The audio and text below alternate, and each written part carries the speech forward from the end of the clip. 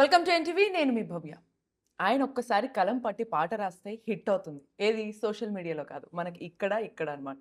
So ఆయనే మన మిట్టపల్లి సురేందర్ గారు. సో ఇప్పుడు మన ముందున్నారు. 'మారమ్మ' సినిమాలో అద్భుతమైన పాటలన్నీ కూడా మనకి ఈసారి అందించబోతున్నారు. ఆ విశేషాలన్నీ కూడా అడిగి తెలుసుకుందాం. నమస్తే అండి. ఎలా ఉన్నారు? నమస్తే మేడం. బాగున్నాను. Thank so, you. So hit songs రాస్తారు. నిజంగా ఆ సాంగ్స్ మాకు గూడా మనసులో బాగా హిట్ అయ్యేలాగా రాస్తారు. కానీ మీరు ముందుకి ఇప్పుడు ఆన్ స్క్రీన్‌లో ఎక్కువగా రాకుండా వెనకే ఉండడానికి రీజన్ ఏంటి? వెనకే ఉన్న రీజన్ వర్క్ అండి. వర్క్ ఉండటం వల్లే కొంచెం ముందుకు రాం. హ్మ్. పని చేయడంలో భాగంగానే ముందుకు రావడం తక్కువ. కానీ ఇప్పుడు మీకు అవైలబుల్‌గా ఉంటాం హ్మ్. ఫిల్మ్ అయిపోయిన తర్వాత. ఇప్పటి నుంచి కొంచెం సినిమా సినిమా మార్కెట్‌లో ఉన్నంత సేపు నేను కూడా మార్కెట్‌లో మీడియాకి సినిమా పిఆర్ఓలకి అందరికీ అందుబాటులోనే ఉంటాను. ఓకే. సో, మరి ఎలాగో కొంచెం అనుకున్నాం గాబట్టి మరి 'మారెమ్మలో' మారి ఆ లిరిక్స్ వింటుంటే కొంచెం బాగా ఎనర్జీ ఒస్తుంది అందరికి మళ్ళీ. సో, మీ నోటి నుంచి ఏమన్నా 2 లైన్‌లు. మారి రారా వారి మనుషుల కన్న నువ్వే మంచోనివి, మారి మనదొక దారి కొండ కోన మన జాగిరి, చేన్లల్లో చేద్దాము దాదాగిరి, చెరువుల్లో మనదేరా గుండాగిరి, ఊరు మీద తిండి ఉట్టి మీద తిండి ఊరు మీద నిదరా నువ్వు నా తమ్ముడు కదరా రారా మారి, ఓహ్! నువ్వేమో నా ఏనుగంట నీ మీద మహారాజులాగా కూర్చుంటా, పొద్దంతా ఊరేగుతుంటా మనకి పట్టు పగ్గాలే లేవంట, వాగుల్ని దాటంగా నువ్వేన పడవా పోవద్దురా వారి ఎవర్ని పొడవా, ఉట్టి మీద తిండి ఊరి మీద నిదరా నువ్వు నా తమ్ముడు కదరా రారా మారీ. అంటే ఈ సాంగ్ ఫస్ట్ మీరు రాసుకున్న తర్వాత ట్యూన్ కంపోజ్ చేయడం జరిగిందా? ట్యూన్కే లిరిక్ రాసిన నేను. ఓకే. ఓకే. ట్యూన్ మోస్ట్‌లీ అంటే మీరు మొత్తం ట్యూన్‌కి లిరిక్స్ రాస్తుంటారు. ప్రశాంత్ విహారీ గారు ఈ ఒక్క సందర్భం కోసం 3 ట్యూన్లు చేశానండి. దాంట్లో ఈ ట్యూన్ ఫైనల్ చేసింది. హుహు. సో, మొత్తం ఈ దీనికి 2 వెర్షన్స్ రాసిన ఈ ఒక పాటకైతే ఓకే. ఓకే. లిరిక్స్. లిరిక్సే 2 వెర్షన్స్ రాసారు. హ్మ్. అంటే అంతకుముందు అనుకున్నది? అది గుర్తులేదండి అది. ఓకే. ఓకే. గుర్తులేదు. ఆయన ఏదో వద్దన్నాడు వెంటనే ఆపేసినాం పల్లవి. ఓకే. ఓకే. సో, ఇందులో మీరు మొత్తం అంటే ఆల్‌మోస్ట్ అన్ని సాంగ్స్ మీరే రాసారు. ఆ! ఒకటి, 2 తప్ప. ఒకటి మిగతావన్నీ తప్ప మీరే మిగతా రాసారు నేనే కదా! రాసాను. సో, మరి వాటి రిలీజ్ కానీ అందులో నుంచి కూడా ఏమన్నా 1, 2 కవిత్వంలాగా ఒక 2 లైన్‌లు చెప్పగలరా? రిలీజ్ రిలీజ్‌కి ముందు చెప్పొద్దు కదా మేడం. తెలిసిందయితే మొత్తానికి మీరు ఆ! మూవీ సైడ్ వచ్చిన తర్వాతే ముందు ఏది చెప్పొద్దు, ఏది చెప్పకూడదని ఆ! తెలుసుకున్నారు. అవును మేడం. తెలుసుకున్నాం మేడం. ముందు చెప్పొద్దు. కానీ ఆ! దీంట్లో 'మారి' సాంగ్ ఎంత బావుందో, 'మారి' సాంగ్ చాలా బావుంటది. హ్మ్. 'మారిన్' సాంగ్ కంటే ఇంకా చాలా బావుంటాయి రాబోయే పాటలు. హుహు. సో, అంటే యూజువల్‌గా సార్ మీరు రాసేవన్నీ కూడా కొంచెం చైతన్యం కలిగించేలాగా ఉంటాయి సాంగ్స్. బాగా ఎమోషనల్ ఉంటాయి. లేదా కొంచెం గూస్ బంప్స్ వచ్చే ఫీలింగ్ ఉంటాయి. మరి ఈ 'మారెమ్మ' అంతా కొంచెం కల్చరల్ వైస్‌గా ఎళ్తున్న మూవీ గాబట్టి ఇందులో సాంగ్స్‌ని మీరెలా అందించారు? కథ, కథ ఆధారంగా. హ్మ్. డైరెక్టర్ నాగరాజు గారు నన్ను మోటివేట్ చేసిన విధానం, ఆయన నన్ను ఎక్సైట్ చేయించారు సందర్భాలు చెప్పి. ఆ ఓకే. Excitement okay. నుంచి అద్భుతమైన పాటలు పుట్టినాయి. నాకు స్క్రిప్ట్ ఇచ్చారమ్మ. హ్మ్. ఆ స్క్రిప్ట్ చదివాను నేను. ఆ స్క్రిప్ట్ అంతా మంచిగా కథా పుస్తకం అంతా నేను ఎక్కువ ఇప్పుడు వాళ్ళ అసిస్టెంట్ డైరెక్టర్లు ఎట్లయితే చెప్పగలరో నేను ఫస్ట్ చదివిన కాపీ అట్లా చెప్పగలను. హ్మ్. అంత చదివి దాని నుండి ఇన్‌స్పైర్ అయ్యే సందర్భాలని దాని నుంచి ఇన్‌స్పైర్ అయ్యి రాయడం జరిగింది. ఓకే. ప్రతి పాట అట్లనే రాసినాను. యూజువల్‌గా మీరు రాసే సాంగ్స్ అయితే మిలియన్స్, క్రోర్స్‌లో ఎళ్తాయి. అవును. కానీ కొంచెం మూవీ సైడ్ వచ్చినప్పుడు కొంత కమర్షియల్ టచ్ రావాల్సొస్తుంది. సో, అది మేబీ ఏమన్నా కొంచెం ఇంబాలెన్స్ అవుతదా? దాన్ని బ్యాలెన్స్ చేయగలిగారా? పాట ఏదైనా పాటే అండి. కాపోతే ఒక 2 విషయాలుంటాయండి. హ్మ్. మేము రాసుకుంటున్న స్వతంత్ర పాటలు ఏవైతే ఉంటాయో, ఇండిపెండెంట్ సాంగ్ అంటే ఇండిపెండెన్సీ ఉంటది దాంట్లో ఎక్కువ. హ్మ్. దాంట్లో నా ఇష్టం ఉంది రాసుకుంటాను. లక్ ఎళ్తాయి అంతే. అవును. ఇక్కడికొచ్చేసరికైతే డైరెక్టర్ గారికి ఏం గావాలి, కథలో ఏముంది, కథకి ఏం గావాలి, ఆ పాత్రలు ఏం మాట్లాడుతున్నాయి, ఆ పాత్రలు ఏం వ్యవహరిస్తున్నాయి, హ్మ్. అక్కడ సందర్భం ఎట్లా ఉంది, ఆ సందర్భానికి ఎలాంటి సాంద్రత ఉన్న పదజాలాన్ని వాడాలనేది డైరెక్టర్ గారు అడుగుతారు. ఆ సందర్భం డిమాండ్ చేస్తది. ఆటోమేటిక్‌గా పాటొస్తది. ఏ కవికైనా సందర్భాన్ని బట్టే పాట పుట్టిద్దండి. అది సహజంగా వస్తది. అండ్ ఇంకోటి ఇలాంటి కొంచెం రూటెడ్ కల్చరల్‌గా తీస్తున్నటువంటి మూవీస్‌లో మనకి కథ, వాళ్ళ యాక్టింగ్ ఎంత చెప్తాయో, బ్యాక్‌గ్రౌండ్‌లో వచ్చే ఆ లిరిక్స్ కానీ, ఆ పాటలు ఇంకొంచెం ఎక్కువగా డెప్త్‌ని క్రియేట్ చేస్తాయి. అవును. సో, మరి మీరు అనుకున్న లిరిక్స్ అవన్నీ ఎలా చూపించగలిగారు?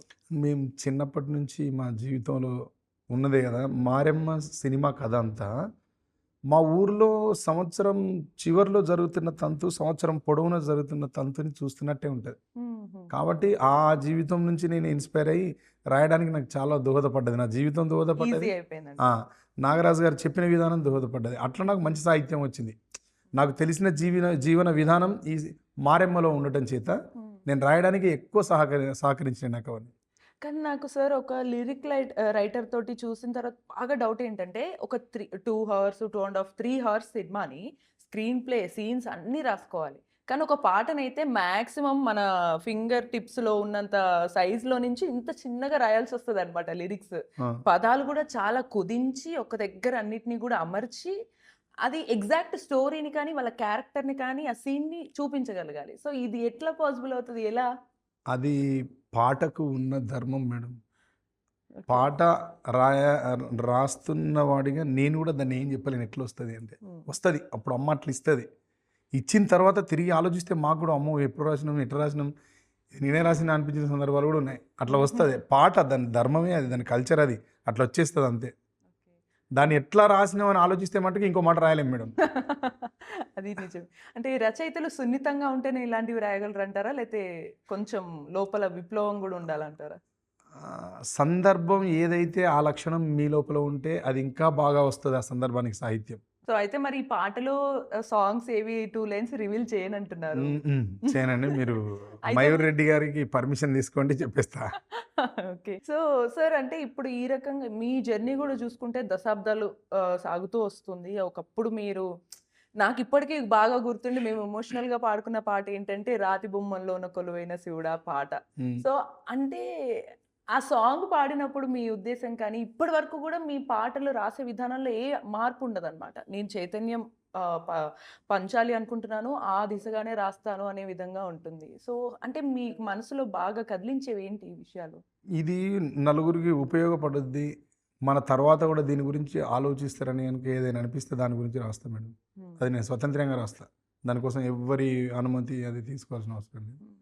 సినిమాలో కూడా పాట రాయాల్సి వచ్చినప్పుడు అక్కడ ఒకవేళ రాయాల్సిన సందర్భం మంచిది దొరికింది అంటే సమాజానికి 4 మాటలు చెప్పొచ్చు. మన తోటి వాళ్ళకు 4 మాటలు గుర్తు చేయొచ్చు ఇక్కడ అనుకుంటే కూడా రాస్తా. హ్మ్. 'జార్జ్ రెడ్డి' సినిమాలో జార్జ్ రెడ్డి అత్యంత విప్లవాత్మకమైన మార్పు తీసుకువచ్చిన విద్యార్థి నాయకుడు. హ్మ్.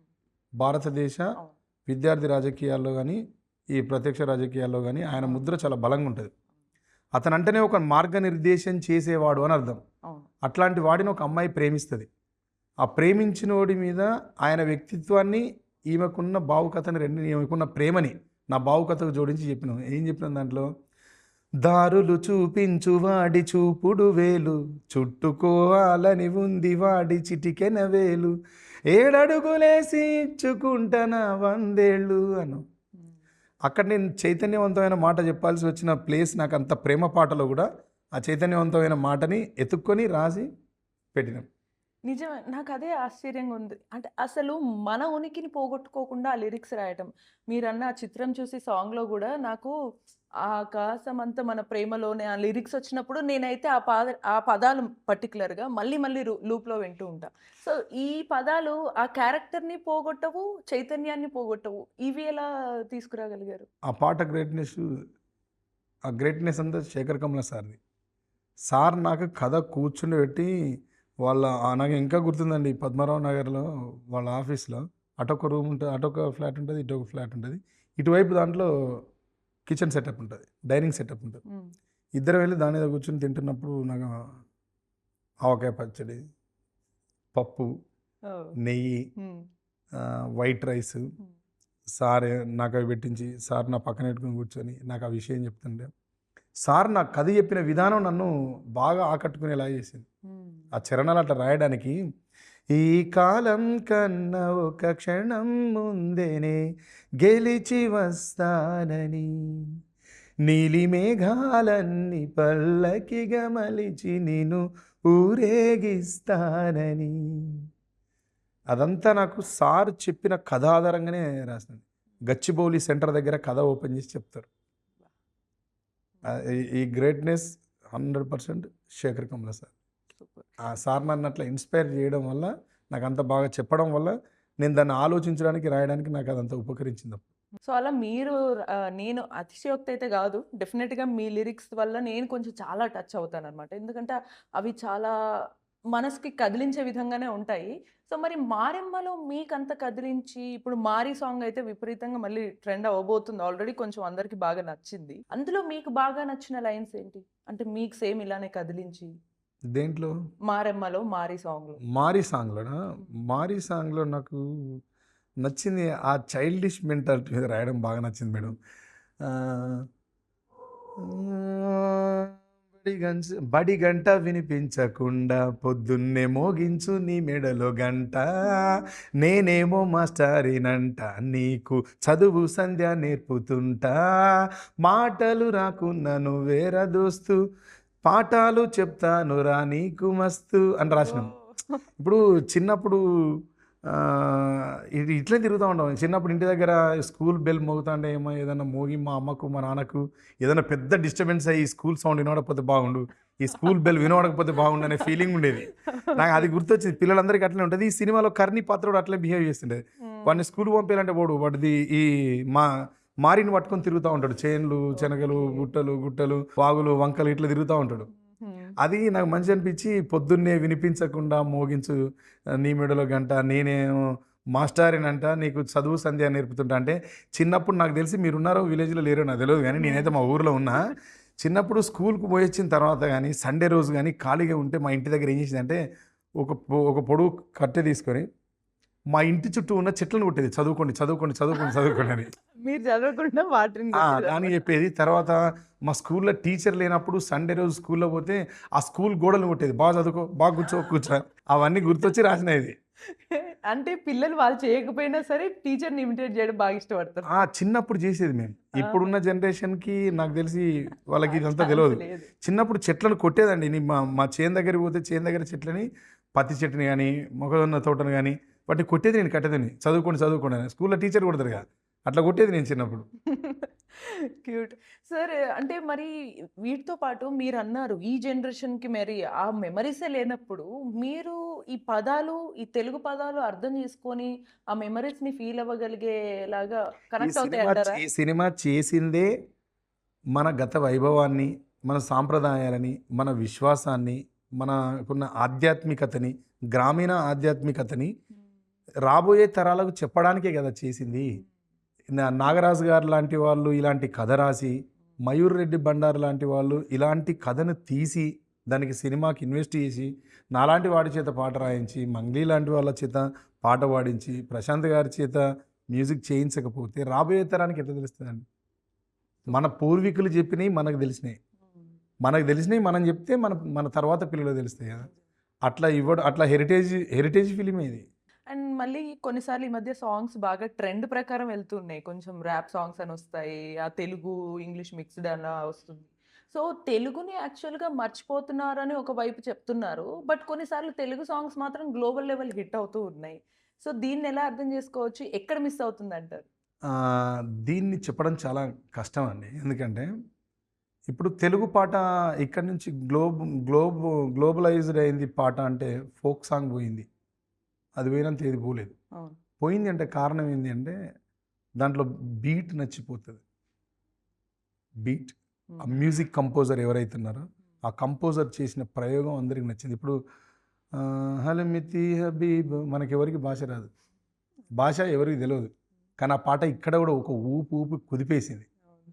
ఐయామ్ అన్‌స్టాపబుల్ ఇంగ్లీష్ పాట. హ్మ్. మా ఊర్లో గూడా వింటారు. వాడికి ఎవడికి ఇంగ్లీష్ రాదు కానీ పాట వింటాడు. ఆ కంపోజిషన్ మ్యూజిక్ ఉన్న రైట్. రైట్. గొప్పతనమే అది. దానికి లాంగ్వేజ్‌తోని పని లేదండి. అవును. సౌండ్‌కి లాంగ్వేజ్‌తోని పని లేదు. హ్మ్. కొన్ని సందర్భాలు సౌండ్ అద్భుతంగా రూల్ చేస్తది వరల్డ్ మొత్తం. హ్మ్. ఇప్పుడు మనం 'గంగనం స్టార్' అనే సాంగ్ ఎందుకు విన్నాం? తెలవదు. జస్ట్ ఆ స్టెప్ అంతే కోసం కొన్ని విన్నా. వాటికి ఎప్పుడు అట్లా వాటికి రీచ్ అవ్వడానికి అప్పుడు రూట్ ఉండే. ఆ! మన పాటకు రూట్ లేకుండే. హ్మ్. ఇప్పుడు మన పాటకు కూడా రూట్ దొరికింది కాబట్టి కొన్ని పాటలు అట్లా వెలుగొందుతున్నాయి. అట్లా వెలుగొందాలి. అట్లా వెలుగొందితేనే మన భాష కూడా బతుకుద్ది. ట్రూ. సార్ మరి ఇక్కడ గూడా మనకి ఇంకో సమస్య గూడా ఉండొచ్చేమో కదా! అంటే బీట్ ప్రకారం వెళ్తుంది గానీ, మళ్ళీ సాహిత్యం బతకాలంటే ఇప్పుడు ఎలాగా? సాహిత్యం నాకొక విషయం చెప్పండి. మా ఊర్లో బర్రెలు కాసుకునేవాడు 'గంగనం స్టార్' పాట విన్నాడు. వాడు ఏమని కనుక్కుంటాడు దాన్ని? వాడికి భాష అవసరమా? లేదు. వాడి సంగీత ప్రియులకి భాషతోని పని లేదు. భాషా ప్రియులకి సంగీతంతో పాటు భాష కూడా అవసరం. హ్మ్. భాషా ప్రియులు కొందరే. తెలుగు భాషని అమెరికా వాళ్ళు ఎందుకు నేర్చుకొని వింటారు? హ్మ్. మనం నేర్చుకుంటాం. మన దౌర్భాగ్యం ఏంటంటే మనం అన్ని భాషలు నేర్చుకుంటాం మన భాష తప్ప. హ్మ్. ఓకే. ఇంకా మన భాష మాట్లాడితే తప్పు అని స్కూల్లో దెబ్బలు కూడా కొట్టి భాష మరిపించి ఇంగ్లీష్ మాట్లాడిస్తాం. మన దౌర్భాగ్యం అది. అవును. మన భాషను పెంపొందించుకొని మన భాషలో సంభాషించి ఇతర విజ్ఞానాన్ని నేర్చుకోవడం తప్పులేదు. ఇతర భాషలు నేర్చుకోవడం తప్పులేదు. కానీ మనం అది చేయం. మనలాగానే ప్రపంచం అంతా ఉండాలంటే ఎట్లా? ప్రపంచం మన తెలుగుని నేర్చుకోదు. తెలుగు మనకే అవసరం. కాబట్టి మనమే దాన్ని కాపాడుకోవాలి. మనమే దాన్ని నిలబెట్టుకోవాలి, బతికించుకోవాలి. మనమే దాన్ని వెలిగించుకోవాలి. మరి సార్ ఇప్పుడు మీరు ఒకవేళ ఈ సినిమాలో గూడా 'మారెమ్మ'లో గూడా కల్చర్ చూపిస్తూనే ఇప్పుడు మీరు బయట చాలా న్యూస్, ఇష్యూస్ చూసే ఉంటారు. అరే! చిన్న వాటికి ఆవేశం తొందరగా వచ్చేయటము, డెసిషన్స్ తొందరగా తీసుకొని ఒక ప్రాణాలని పోగొట్టుకోవడం లేదా తీసేయడం దాకా గూడా వచ్చినాయి ఆలోచనలు. సో, వాళ్ళని ఏమన్నా కదిలించే సాంగ్స్, లిరిక్స్ ఇందులో ఏమన్నా ఉన్నాయా మనకి 'మారెమ్మలో'? అది మీరు చెప్పే సోషల్ ఇది వేరు. అంటే ఈ కల్చర్ ఇలా ఉంది గాబట్టి, అరే! మనం ఇలా ఉండొచ్చు. కానీ ఇలా ఎందుకున్నాము అనే క్వెషన్ వస్తుందా ఆ! అని? ఆ! మీరు చెప్పింది కంప్లీట్‌గా సినిమాకి సంబంధం లేనమాట అండి. అది ఆహా! Social subject okay. మాట్లాడుకోవాల్సింది. ఈ సినిమాకి ఏం సంబంధం. ఈ సినిమా ఏం చర్చిస్తది అంటే, మన సాంప్రదాయం ఇంత గొప్పది. హ్మ్. మన దేవుళ్ళు ఇంత గొప్పవాళ్ళు. గ్రామ దేవతల మీద ప్రజలకు ఇంత విశ్వాసం ఉంటది. గ్రామ దేవతల్ని ఇట్లా కొలుస్తారు. అక్కడ ఉన్నటువంటి చుట్టూ ఉన్న మూగజీవులు ఏవుంటాయో వాటితోని మనుషులకి ఇంత మంచి గొప్ప అనుబంధం ఉంటది. ఇంత మంచి సంబంధం ఉంటది అని చెప్తారు. హ్మ్. ఇదొక పాయింట్ ఈ సినిమాలో. ఓకే. ఇంకా చాలా విషయాలు డిస్కస్ చేసిర్రు ఈ సినిమాలో. సో, మీరేవైతే రివీల్ చేయొద్దని ఆల్రెడీ కొంచెం సినిమా సైడ్ వచ్చారు కాబట్టి కమర్షియల్‌గా ఉన్నారు. హ్మ్. సో, సార్ మీరు అదే కమర్షియల్‌గా ఉన్నప్పుడు మీలాంటి వాళ్ళ సాంగ్స్ అనేవి ఇప్పుడున్న తరానికి వెళ్తేనే తర్వాత కూడా నెక్స్ట్ జనరేషన్ వాళ్ళు అలానే ఓకే. సాహిత్యం ఇంత బావుంటుంది అని అర్థం చేసుకోగలుగుతారు. సో, మరి అది రీచ్ అవ్వడానికి గానీ, లేకపోతే ఇప్పుడు మీరే ఉన్నారు. మీరు సూపర్ సాంగ్స్ రాసారు. కానీ ఇప్పుడు కొంచెం లైమ్‌లైట్‌కొచ్చి ఓకే. మూవీ సైడ్ వచ్చాను. కొంచెం ప్రమోషనల్‌గా నేను గూడా చెయ్యాలి. లేదా నాకు కూడా పేరొస్తేనే నా పాట గూడా వినిపిస్తుంది అనే స్టేజొచ్చింది. సో, మరి ఏంటి సార్? అంటే ఎందుకు రాలేకపోయింది? రీజన్స్ ఏమన్నా ఉన్నాయా ఫేమస్ అవ్వకపోవడానికి? నాతోని పనేముందండి నా పాటతోని పని అని. అంటే నా పాట వినిపిస్తే చాలు. ఓకే. హ్మ్. ఇప్పుడు నేను ఇంగ్లీష్ పాటలు ఇక్కడ ప్రాచుర్యంలో ఉన్న పాటల్ని చెప్తాను. పేర్లు తెలుస్తాయి. మనుషులు కనపడరు కదా! ట్రూ.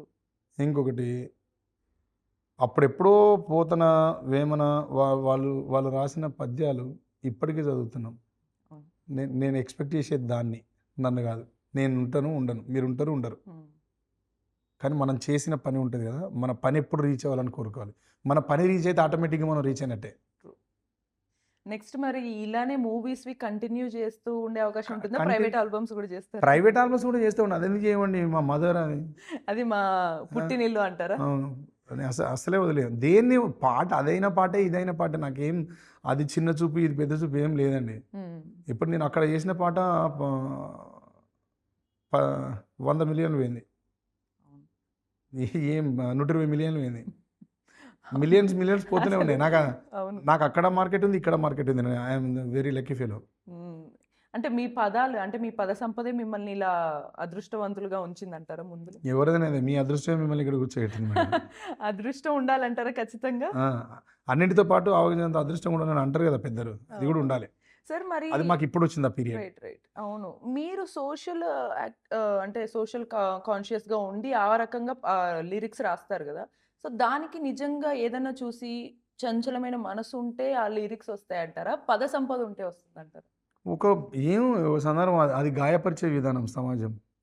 వస్తది. ఏదో సంఘటన మనల్ని బాధ పెట్టిందనుకోండి దానికోసం రాస్తాను. హ్మ్. మనల్ని మీన్స్ సమాజాన్ని బాధ పెడితే బాధపడుతున్నారంటే రాస్తాను. సెల్ ఫోన్ మీద పాట రాసినాం. సెల్ ఫోన్ వల్ల చాలామంది బాధపడుతున్నారు. కరోనా వచ్చినప్పుడు కరోనాను బేస్ చేసుకొని ఒక మెసేజ్ కూడా రాసినాను. అవును.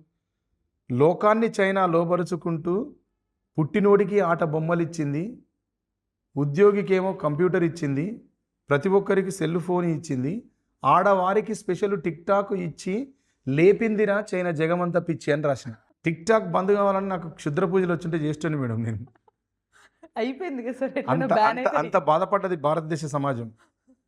నేను ఒక వీడియో చూసి బాధపడ్డాను. అంతెందుకు నా మైండ్‌లో నాటుకుపోయింది అంటే, భర్తకు అన్నం పెట్టి వాటర్ ఇయ్యడం మర్చిపోయింది. పాపం అతను తింటున్నాడు. హ్మ్. ఆయనకు ముద్ద గొంతులో దిగిపోయింది. అరుస్తున్నాడు వాటర్ అని. రీల్ చేసింది. ఆ రీల్ అట్లా పెట్టేసింది. హ్మ్. అది చూసి నాకు బాధ అనిపించింది. మానవ సంబంధాలు దెబ్బతిన్నా పర్వాలేదు గానీ భార్యాభర్తల సంబంధాలు కూడా దెబ్బతింటున్నాయి. అవును. ఇప్పుడు ఆ! అవే ఎక్కువ దెబ్బతింటున్నాయి. అట్లా అట్లా నన్ను ఏదైనా బాధ పెట్టిన విషయం ఉంటే చెప్తాను. హ్మ్. మొన్న కూడా పాట రాసినప్పుడు చెప్పినాను. అంటే నేను బాగా పరిశీలించింది సమాజం ఎక్కడ దేనివల్ల బాధపడుతుంది అనేది చూసినాను. హ్మ్. చూసి రాసిన. ఆహ్, ఇన్‌స్టాగ్రామ్ వాలు మీద ఇంచు ఇంచు అందాలను అందరికీ పంచడమే అతివలకు ఆనందమంట. చూస్తున్నది చూడంగానే ఎరైజ్ అయ్యి పోవడము స్నాప్‌చాట్ బానిసలకు చాలా సంతోషమట. హ్మ్. ట్విట్టర్‌ను ఎక్స్ చేసే ఎలెన్ మస్కో ఆ ఎక్స్‌ను త్రిబుల్ ఎక్స్ చేసే జనాల చూసుకో అని రాసింది. అబ్బా! అబ్బా! దేవుడా! ఎక్స్ అంత అంటే అసలు ఎక్స్ సోషల్ మీడియాలో ఎక్స్ అంటే నాకు చాలా రెస్పెక్ట్ ఉంటుండే. ఆ ఎక్స్‌లో కూడా త్రిబుల్ ఎక్స్ చూసేసరికి నాకు విసుగొచ్చి పాట రాసిన. అబ్బా! అంటే దాన్ని ఆ త్రిబుల్ ఎక్స్ పోస్ట్‌లను కూడా దాటుకొని మంచి వాళ్ళని రీచ్ అవ్వడానికి ఎంత కష్టపడుతున్నది ఎక్స్ సొసైటీలో ఉన్న మంచి వాళ్ళని అనిపించి ఇదంతా రాసినాను. అసలు అనిపిచ్చింది. కొంచెం అంతే అమ్మాయిని గదా! కొంచెం అన్ని అమ్మాయిల గురించి అంటే ఇప్పుడు అనేసరికి నేను హర్ట్ అయ్యాను. నిజాన్ని ఏదైనా వినాలండి.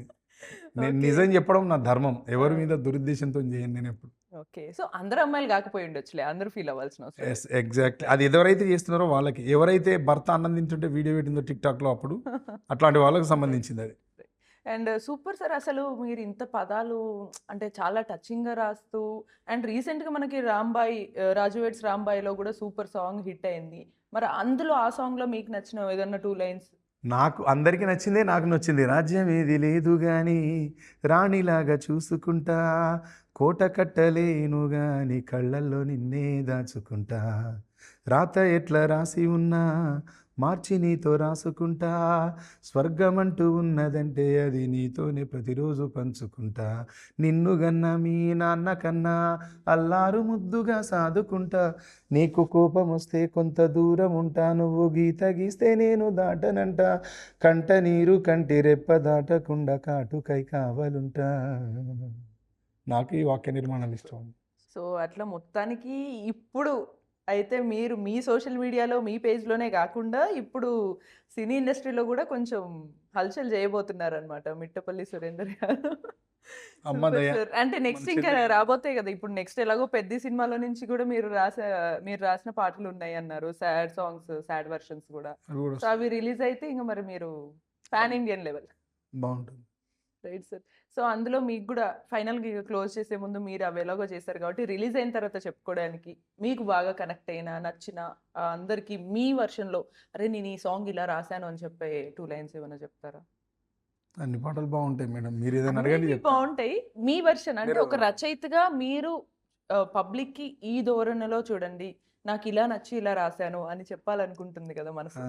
లేదు అన్ని పాటలు బావుంటాయి. అన్ని పాటలు చూడండి. 'పెద్దిలో' సాంగ్స్ కూడా ఇప్పుడు యూట్యూబ్‌లో అవైలబుల్ ఉన్నాయి. అవి కూడా చూడండి. దానికంటే ఇప్పుడు 'మారెమ్మ' సినిమాలో రాసిన పాటలు, నేను రాసిన పాటలు బావుంటాయి. నా తర్వాత ఇతర కవులు రాసిన పాటలు బావుంటాయి. 'మారెమ్మ' చిత్రాన్ని ఆదరించండి. 'మారెమ్మ' పాటలు వినండి. 'మారి' పాట మీ పిల్లలందరికీ వినిపించండి. అది వద్దన్నా ఎలాగో ఇక సోషల్ మీడియా ఉంది కాబట్టి అది ఎలాగో జరుగుతుంది. సో, డెఫినెట్‌గా సార్ ఇంకా 'మారెమ్మ' అయితే కొంచెం ఆ కల్చరల్ వేలో అందరిని గూడా ఇంకా కొంచెం ఇలాంటి మూవీస్ ఇంకా రావాలని మేమైతే డెఫినెట్‌గా ఆడియన్స్ కోరుకుంటున్నాం. మీరు గూడా ఆ సాహిత్యం ఆహ్, బాగా అలవాటు పడినటువంటి మీరు ఈ 'మారెమ్మ' లాంటి సినిమాల గురించి మన ప్రేక్షకులు ఖచ్చితంగా ఎందుకు ఆదరించాలి అని అనేది చివరిగా ఒక మాట. 'మారెమ్మ' సినిమా మన సినిమా. మన జీవితాల్లోంచి వచ్చిన సినిమా. ప్రతి ఒక్కరికి ఈ సినిమా చూస్తున్నప్పుడు మన ఊరి జీవితం, మన సొంత జీవితం, మన ఆచార జీవితం, మన వ్యవహార జీవితం అన్నీ గుర్తొస్తాయి. ఈ సినిమాని మిస్ చేయకుండా చూడండి. Thank you so much. Right. Right.